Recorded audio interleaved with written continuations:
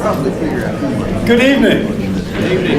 My name is David Chapman. I'm a professor of English here at Samford University, and I'm a former dean of the College of Arts and Sciences here at Samford, and that's the Howard College of Arts and Sciences. I am so glad you're here with us tonight to celebrate the life of the great humanitarian John Howard.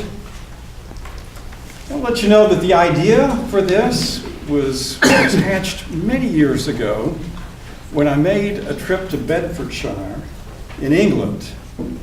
And while I was there, I visited the little village of Cardington where John Howard lived. His home is still there, and that little village has changed very, very little in the last 200 years. And as I drove through that part of the countryside, you can see the green valleys, you can see the sheep on the hills, these beautiful little slopes going down to the great river Ouse. And if you walk just a block down from the house, you go to St. Mary's Church, a little parish church. You go inside, you'll see three really large memorials, one to John Howard, one to his wife, Henrietta, and one to his son, Jack. Henrietta and Jack were interred there at St. Mary's. But the body of John Howard is thousands of miles away on the steppes of Russia. And tonight you're going to learn the story about why that's the case.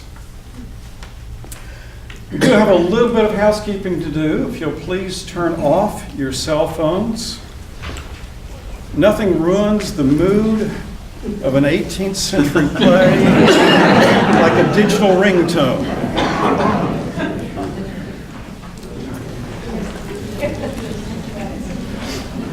I do want to recognize a special guest, and there's so many friends, I wish I could mention all of you tonight, but I want to recognize a special guest who is here with us. Her name is Dina Dickerson, and she's from a group called the Offenders Alumni Association. Now, Dina, if you'll come up here and join me. So, Dina. Hi, David. Offenders Alumni Association. What does that mean? That means that we are an organization of formerly incarcerated people and their families that meet together on a regular basis to help solve some mutual problems that we have after incarceration. And tell me how you got involved with this work. Well, in 2014, my parole advocate invited me to a luncheon that was hosted by a formerly incarcerated person that had been home 19 or 17 years at that time. And Dr. Dre Neighbors was there, and a couple other persons was there, and they pitched this vision about formerly incarcerated people that were living their lives in a successful manner, and why weren't we reaching back to help others that was coming out to do the same thing. And at that point, I think the birth of the offender, the birth of hope happened in that moment. And 5 years forward, here I am standing here, David. I like that birth of hope. Yes. Yeah, So tell me, what are some of the things you've accomplished in this organization? How have you helped some people? Well, we've started 3 support groups here in the Birmingham community, and we just recently opened an additional 2 more. We started 2 in Huntsville, Alabama, on a weekly basis, and we branched out to another state, actually. We partnered with the U.S. Attorney's Office in Georgia, where they gave us an award for the most innovative reentry program in the state. And President Trump actually gave a shout out by first name, actually, and I'm very upset about that, to our founder and our co-founder, Ms. Daniels, and I was like, well, he actually called her Deborah. I mean, you know, yeah. I don't know who wrote it for him, but I was like, that was good. So, yeah. And this is Deborah Daniels, who got the shout out right over there. Yes. Hey, Deborah.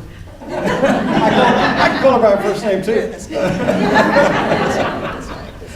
So, well, we are excited about the work. We've had students from Samford who've been involved with OAA. I think you have a fundraiser coming up in a couple of weeks? Yes, we do. It's an art expo. We're going to show some art to humanize our experience and who we are. April the 6th, and then we'll have the actual fundraiser is the 13th. That's going to be the pre-show, if you will, to the fundraiser itself. And it's going to be a citizenship test, and I do encourage all of you guys to visit our website, go on Facebook, the Offender Alumni Association or OAA group, and just hit the event button there and sign up with your teams, and let's see how much we know. It's a trivia contest. I know university people ought to love this. Right, idea. right, that's right, Lily. Okay. That's right. That's right. Well, thank you so much for being with us tonight. Thank you guys.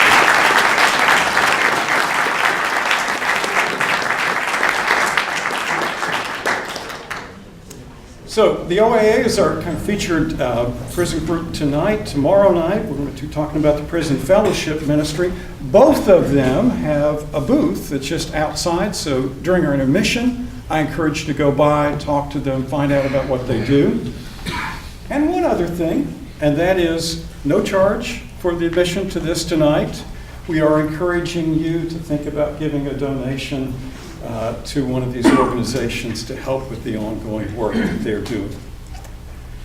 I need to say thanks to the Provost's office, and particularly Tom Woolley and the Hull Fund for Faculty Scholarship that underwrote the cost of this event tonight. I want to recognize the Dean's office, and particularly our John Howard Scholars who helped us with ushering tonight. And then I certainly want to say thank you to Jonathan Fuller and Julie Stewart, who are our directors, and who not only have shepherded this production to where it is tonight, but they have held the hand of a very timid playwright through the whole process. There will be a short intermission after the second act. Actually, it'll be a 15-minute intermission. I'm going to encourage you to go down to the second floor for restrooms, because there's not much up here, okay? So head down to the second floor. And then I want to leave this in the hands of our actors tonight. My hope is that you find this performance not only enjoyable theater, but it reminds us of the commission that we all have, that John Howard began. Thank you.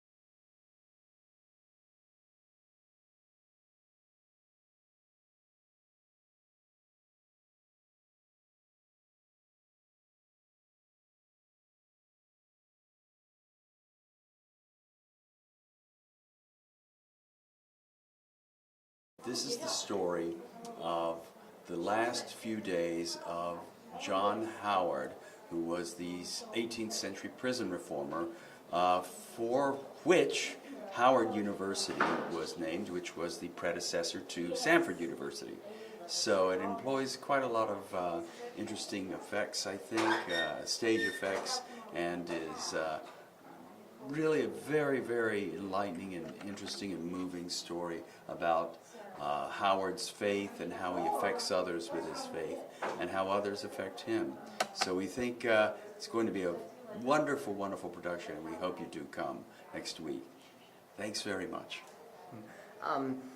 So, about this play, is this the first play that you've directed, or have you directed before? No, I've directed about 20 or 30 plays, I think, in my career as an actor-director.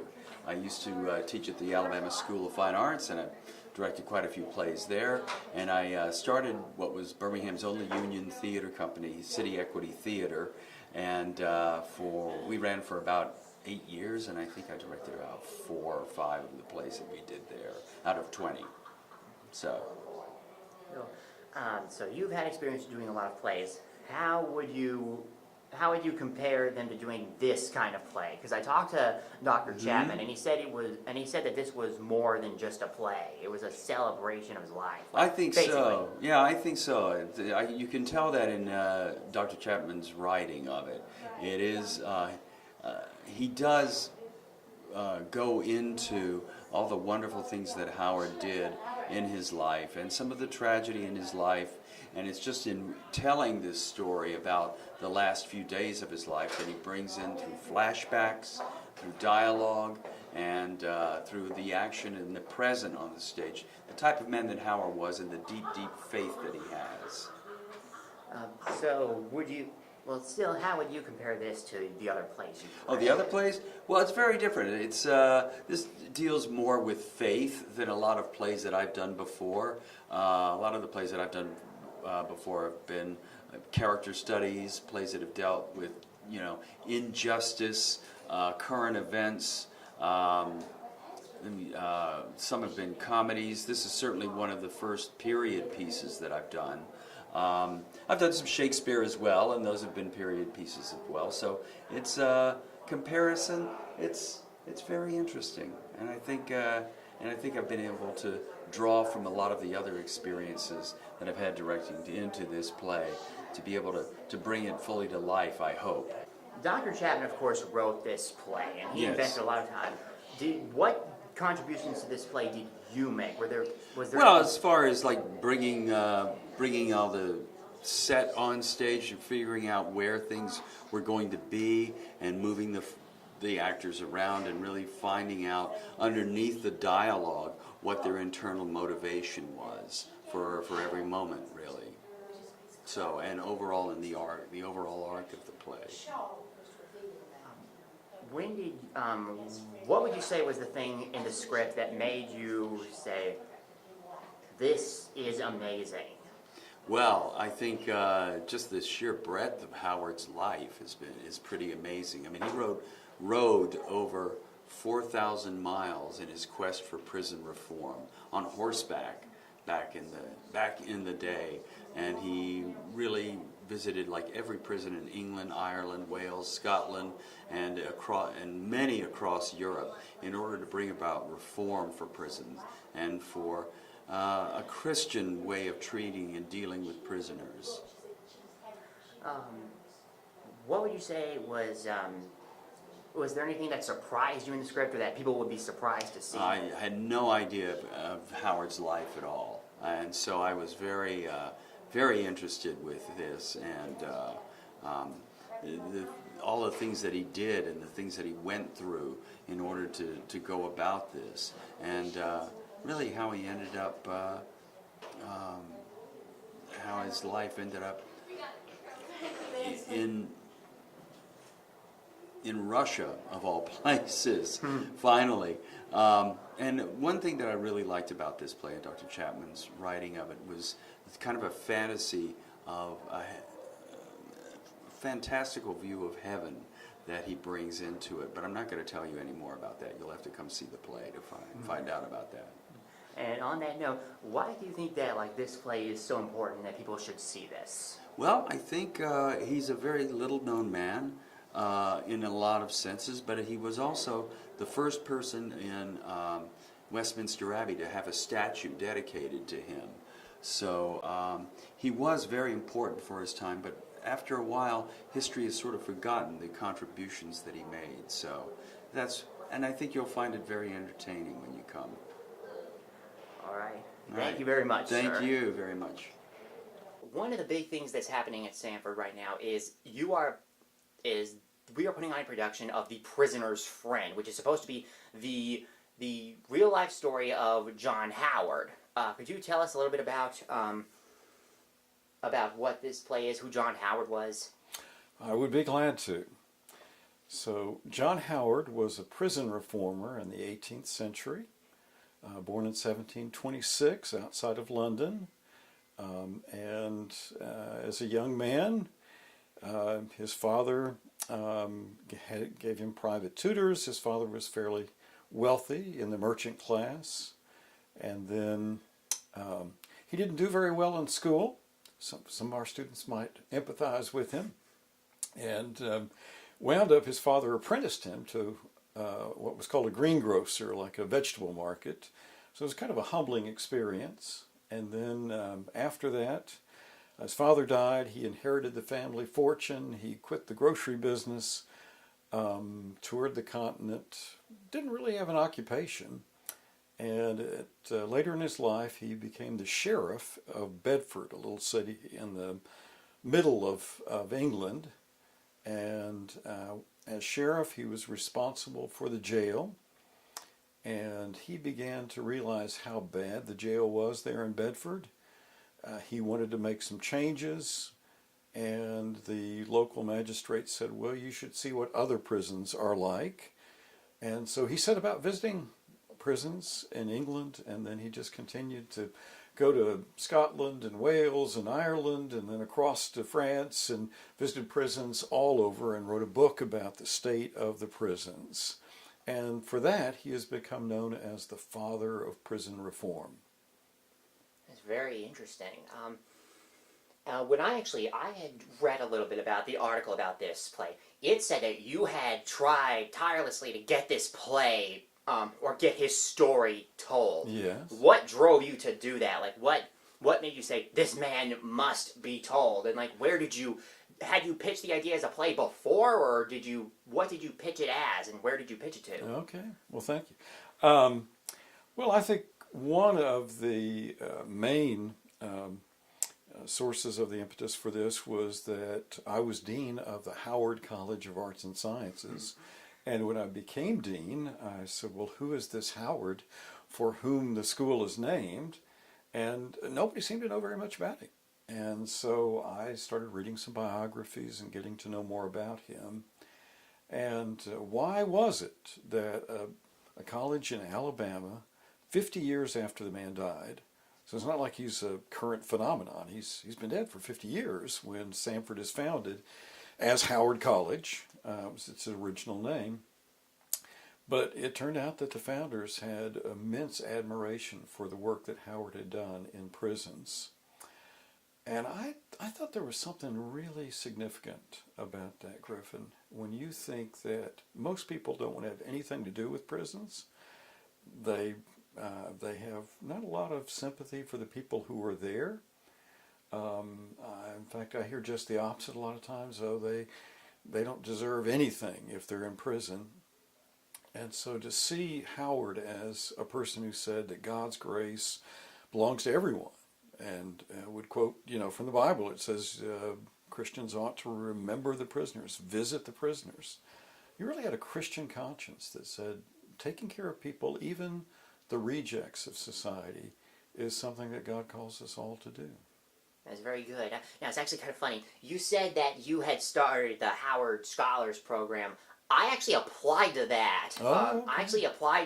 I was invited to join, and Yes. I applied. I didn't get in, but it was kind of cool seeing that connection. Oh, yeah. But one other thing that I had read was it said that while he had dedicated his life to prisoners, he had no such compassion to his son.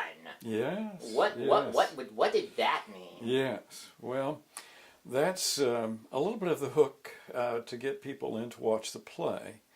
A play can't tell this whole story of a man's life from birth to death. And so when I was thinking about what did I want to write about, I kept coming back. In some ways I tried to avoid it. I really thought, well, there's this sort of stain on his reputation because he and his son had a falling out.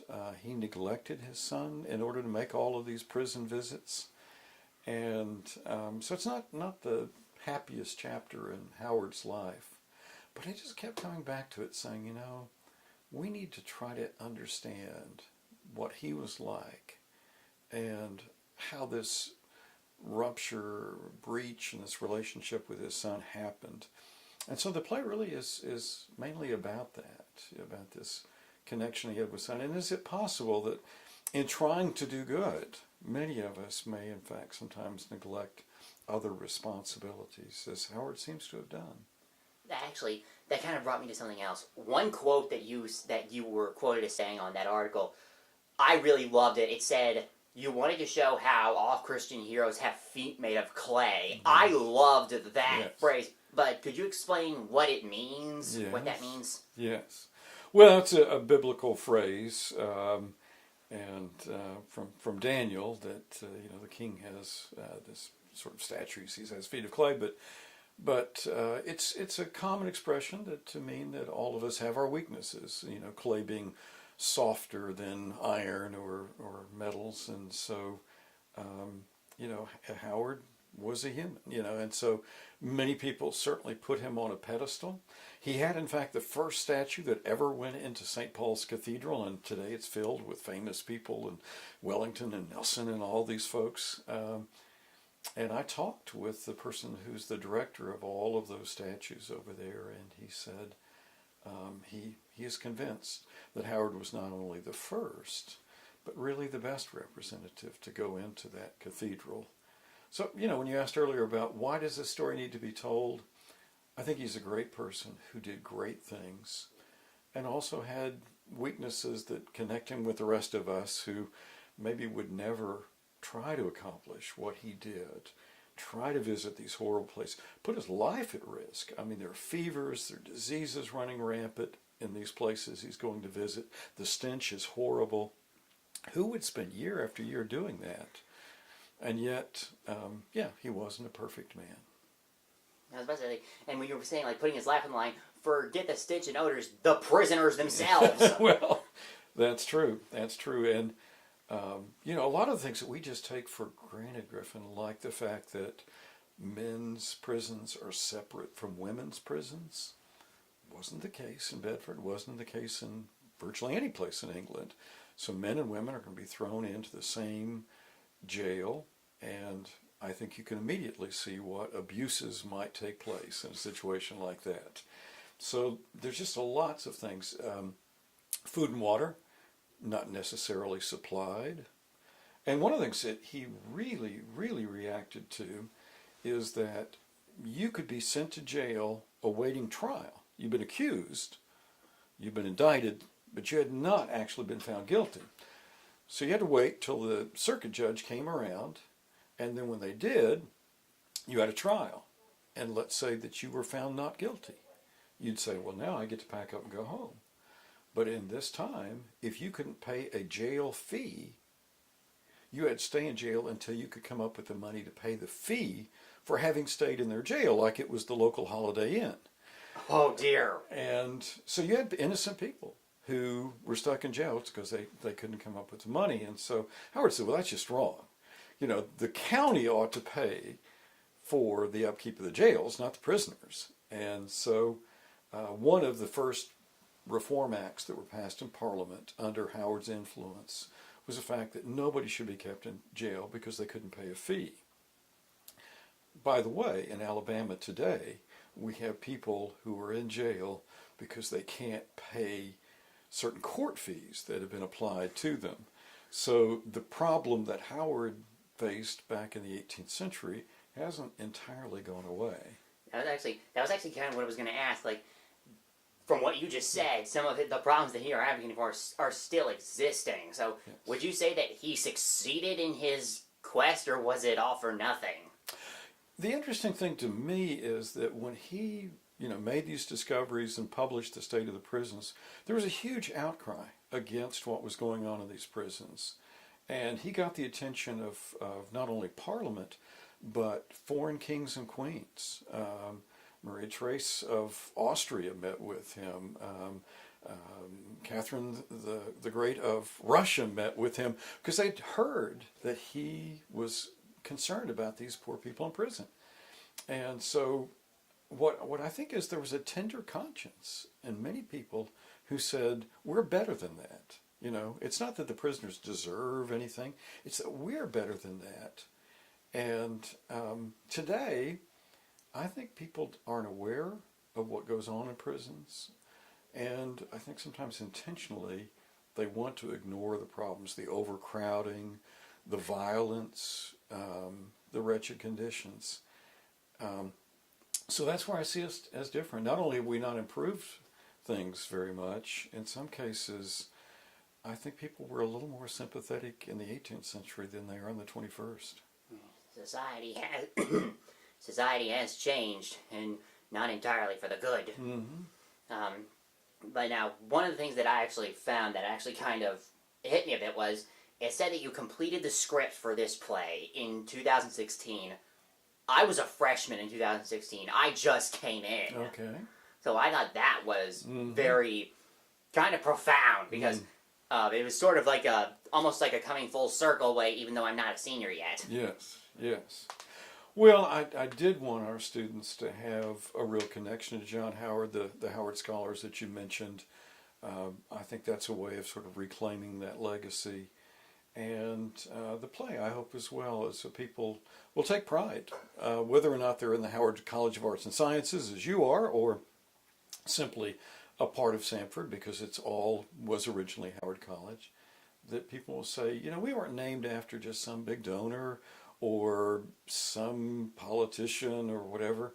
We were named after a Christian humanitarian who went to the very least of society, to the downcast, and said, I want to bring God's light right into the jailhouse. And I hope for all of our students, no matter what career they have, walk of life they're in, that they feel a sense of calling to make the world a better place. That is good. And I guess my kind of final question about, or one of my final questions is, with all that in mind, with all the good that he did, all of his imperfections, considering that this play is supposed to be centered also on his relationship with his son, do you think that this could actually have the risk of people seeing John Howard not as the father of prison reform, but as a bad actual father? Yeah, I think there is a risk, and I have pondered long and hard, whether or not to tell this story. But, I think when people see stick figures, whether it's George Washington or Abraham Lincoln, and we make them into heroes that seemingly never did anything wrong and their lives were one, success after the other, I think we miss something. We miss the humanity, and we miss thinking, hey, I could do that too. I think, these are people we put on a pedestal, and all of a sudden we don't have to live up to it. And maybe in seeing the fact that, his life wasn't perfect, maybe it'll encourage somebody else to say, yeah, I've made some mistakes, but that doesn't mean that I can't be used for a higher purpose. That is a very daring thing to say, and something that should be said, definitely. So when is this play happening? It will be Friday, March 29th, will be our opening night, 7 p.m. at the Boulding Studio, upstairs from the Harrison Theater. And then the next night, Saturday night, the 30th. And then we go on the road. We'll be the next week, April 3rd, which is a Wednesday, we'll be at Brookwood Baptist Church performing, and on Thursday at Dawson Baptist Church. And any of your viewers are welcome to come to any of those 4 performances. And these are all in Alabama, right? Yes. Okay, I was about to say, like go on the road. Is this going cross country? No, just right here in Birmingham. Yes, but off campus. Maybe that'd be a better way to put it. Mm-hmm. Who is in the play? Well, the lead role, John Howard, is played by Jesse Bates. He's a local actor, one of the leading actors in community theater here in Birmingham. We have our own Dr. Dennis Sansom from the philosophy department, who will be playing the role of an admiral, a British admiral who befriended Howard when he was in the Ukraine. That's where the play takes place during the final weeks of Howard's life. And so he's going to be doing that role. And then we have a freshman actor from our theater department, Rachel Bass, who does a marvelous job with Katerina, a young woman that Howard goes out to try to... Court? Not court, no. He's an old man and she's a young woman. He goes out to help her. She's sick and she's come down with a fever, And Howard knows a little bit about doctoring, and so he's called out to help her. And there's some thought that don't want to give away all the stuff in the play here, but there's some thought that he might have actually picked up a fever from her that led to his own death. So yeah, there are a lot of little twists and turns in the play that people will see. It sounds like it. Where would the rehearsals happen to be? They're in Bowling Studio. Bowling Studio, and that is in the Wright Center, right? Yes, the Harrison Theater is faces the opposite way from the Wright Center, so you enter from a different entrance, but it's all one large building. Okay. What time are those? They start at 7 p.m. on Friday and Saturday night, and then next week, the following week, April 3rd, will be a 6 o'clock performance at Brookwood Baptist, and then Dawson is also at 7 o'clock. Okay. And all that information is online. If people will Google The Prisoner's Friend, Samford, they'll find out everything that they want to know about it.